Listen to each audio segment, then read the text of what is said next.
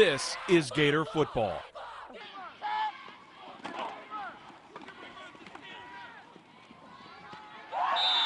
This is Gator football too. Our teacher wants us to write an article about anything, unless it's not true. The emphasis on the total child, the structure of the organization, and the quality of man and woman that's involved in the organization. They're good people, people you trust your child with. The South Euclid Youth Football League plays the game just like everybody else.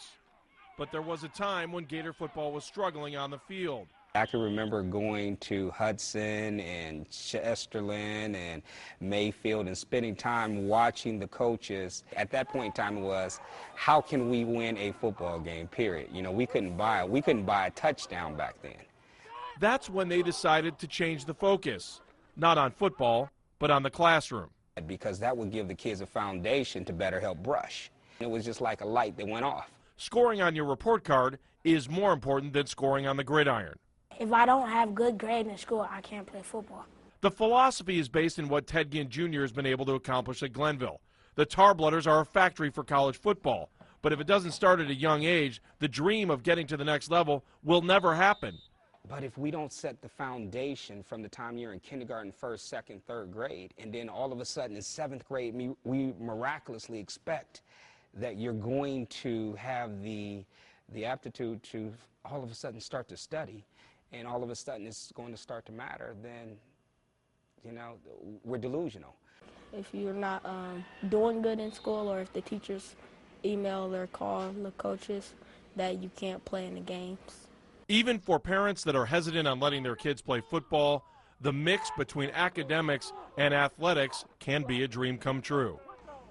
He had to focus on his academics. He had to not only do well, but he had to do the best he could do. He had to be about trying to get 100%. He had to make sure that when he received good grades, he showed his coaches so that they were proud that he really did his best.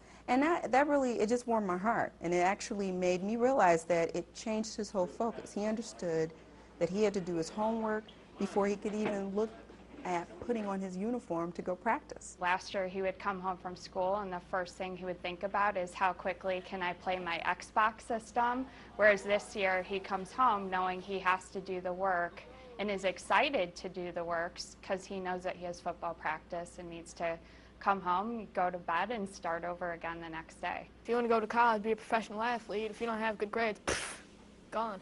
If we haven't got good grades now, we're not going to get a scholarship to whatever program we want to get into. The season may be long over, but winning in the classroom happens all year long.